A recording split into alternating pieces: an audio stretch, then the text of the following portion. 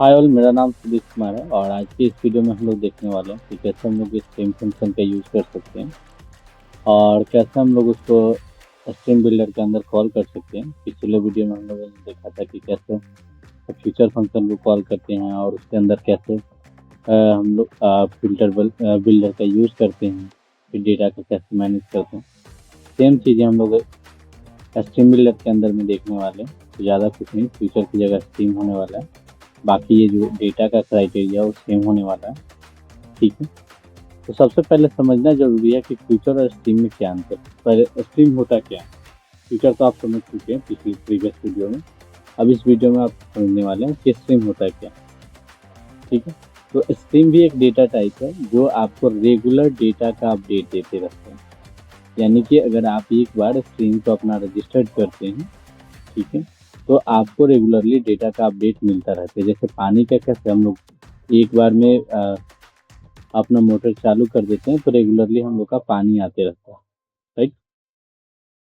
तो same way में आपका ये फ्लो बन जाता है डेटा का कि जैसे ही कुछ डेटा में चेंज हो तो आपको ऑटोमेटिक इधर दूसरे छोर पे मिल जाता है। आपको जैसे में क्या है कि मोटर आपने चालू कर दिया तो मोटर के थ्रू जो पाइप कनेक्टेड है, तो जैसे ही पानी आएगा, ठीक है, तो पानी आपको दूसरे छोर पे मिल जाता है। तो इससे होता क्या कि आपको रेगुलरली डेटा का अपडेट मिलते रहता है। जैसे उसमें मान लो कि लाइट कट गया तो आपका पानी चला गया, फिर जैसे ही लाइट आया आपका मोटर ऑन हो गया, फिर आपको रेगुलरली डेटा पानी का अपडेट मिलता रहेगा। पानी बाहर दूसरे सिरे पे मिलता रहेगा पाइप से। ठीक है, सेम उसी तरह हम लोग का स्ट्रीम बिल्डर में भी होता है या स्ट्रीम फंक्शंस में। स्ट्रीम फंक्शन में आपका रेगुलरली डेटा का अपडेट आता है सर्वर पे। ठीक है, उस डेटा को आप क्या करते हैं, अपने बिल्डर के थ्रू, स्ट्रीम बिल्डर के थ्रू आप उसको लिसन करते हो। ठीक है, और आपको जो भी यूजर को यूआई पे दिखाना है वो दिखाते हो। सिंपल सी बात है, अगर आपको रियल टाइम अपडेट चाहिए अपने प्रोजेक्ट में, ठीक है, तो उसके लिए आपको स्ट्रीम में डेटा चाहिए। ठीक है, और जो भी स्ट्रीम फंक्शन होगा, स्ट्रीम फंक्शन को हैंडल करने के लिए आप स्ट्रीम बिल्डर का यूज कीजिए। ठीक है, चलते हैं हम लोग इसका यूज करके दिखाता हूँ। तो फ्यूचर को हम लोग कन्वर्ट करने वाले हैं। तो ज़्यादा कुछ नहीं है, हम लोग का मेन पेज है। ठीक है, मेन के बाद होम पेज है। होम पेज पे नेविगेट करके प्रोडक्ट पेज पे गए हम लोग। ठीक है, ओके, प्रोडक्ट पेज पे भी ज़्यादा कुछ नहीं है। कॉलम है, कॉलम के अंदर बटन है बैक जाने का, और उसके अंदर फ्यूचर बिल्डर है। फ्यूचर बिल्डर का भी मैं कोड रिमूव करता हूँ, देखो ये। ठीक है, अब मैं यहाँ पे क्या लूँगा, नेक्स्ट पेज का भी कोड रिमूव कर देता हूँ। ये लुक पूरा मैं कोड ही रिमूव कर। ओके, अब खाली खाली हो गया। अब इसके नीचे, बिल्ड के नीचे मैं क्या करता हूँ, एक फंक्शन बनाता हूँ, स्ट्रीम फंक्शन। स्ट्रीम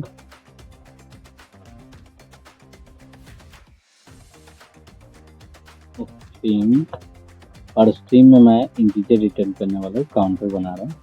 ठीक है, और इसमें फंक्शन का गेट काउंटर या स्टार्ट काउंटर जो गेट काउंटर डेटा में करता हूँ, गेट काउंटर। ओके, अब क्या करना है मुझे कि अब स्ट्रीम के थ्रू मुझे रिटर्न करना है काउंटर का डेटा। तो स्ट्रीम के अंदर भी जैसे फ्यूचर फंक्शन के अंदर कुछ मेथड थे, उसी तरह इसमें भी पीरियोडिक नाम का मेथड होता है जो रेगुलरली आपका डेटा का काउंटिंग करते रहता है, हर बार एक एक बढ़ाते रहता है। तो इसी के लिए हम लोग इसमें अभी ड्यूरेशन दे देते हैं कि हर कितना सेकेंड के बाद बढ़ाना है। तो मान लो कि मैंने 2 सेकेंड के बाद करा। ठीक है, और इसमें कंप्यूटेशन काउंट देता है जिसको आप रिटर्न कर सकते हैं, कंप्यूटेशन काउंट। और उसके बाद +1 2 3 जो भी करना है आप उतना मल्टीप्लाई कर सकते हो। तो बाई डिफॉल्ट जितना 1 2 3 जो काउंट होते हैं वो मिल जाए।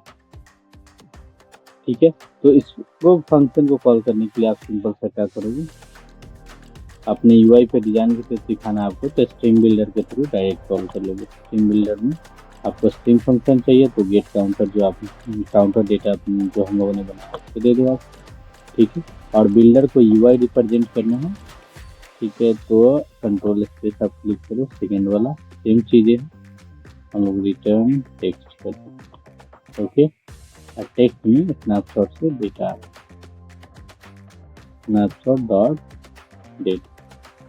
तो क्या डेटा में इंटीजर है, तो इंटीजर टेक्स्ट को दे नहीं सकते, ये इसको चाहिए स्ट्रिंग हमेशा हर हाल में।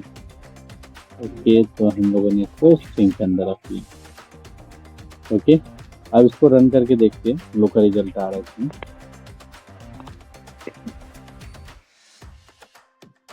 इसको रन करते हैं, देखते हैं।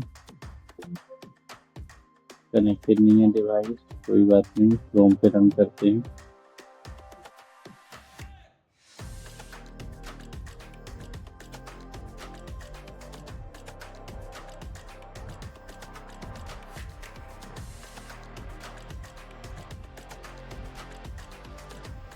वेट करते हैं रन होने का।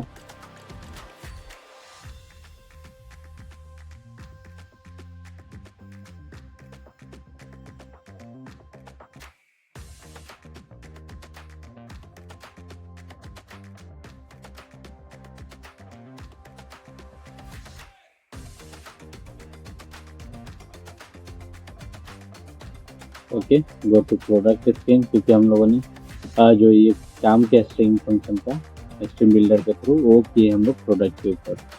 प्रोडक्ट पेज पे चलते हैं, अभी नल आ रहा है, ठीक है। काउंट 0 हुआ, फिर 1 हुआ, 2 हुआ, हर 2 सेकंड के बाद बढ़ेगा 3, ठीक है। तो ये डिफरेंस है। इस तरह से हम लोग क्या करते हैं, स्ट्रिंग फंक्शन को भी कॉल कर सकते हैं, और इसमें डीपली जाएंगे हम लोग अभी अगले आने वाले वीडियोज में। तो अभी स्टार्टिंग है, इस वीडियो में इसलिए नहीं बता रहा हूँ क्योंकि कुछ जो बिगनर्स है वो उनको थोड़ा ज़्यादा कंफ्यूजन में डालना मैं नहीं चाह रहा हूँ, इसीलिए वो आगे चल के हम लोग जब एपीआई वगैरह पढ़ेंगे तो उसके आगे भी हम लोग फायरबेस पढ़ेंगे। तो फायरबेस में ये स्ट्रीम का बहुत ज़्यादा यूज है। फायरबेस क्या करता है, रियल टाइम में डेटा को आपको अपडेट देने का भी उसके पास है। फायर स्टोर से भी आप क्या कर सकते हो, रियल टाइम में डेटा को दे सकते हो, ठीक है। हम रियल टाइम अपडेट देता है, तो इजीली उस समय आपको पूरा पूरा समझ में आने लगा क्या जरूरत है हम लोग का स्ट्रीम बिल्डर का, ठीक है। आई होप अभी आपको इतना समझ में आया हो कि काउंटर कैसे बना सकते हैं, स्ट्रीम बिल्डर कैसे बना सकते हैं, ठीक है, स्ट्रीम फंक्शन कैसे बना सकते हो। तो मिलते हैं नेक्स्ट वीडियो में। Thank you so much, thanks for watching.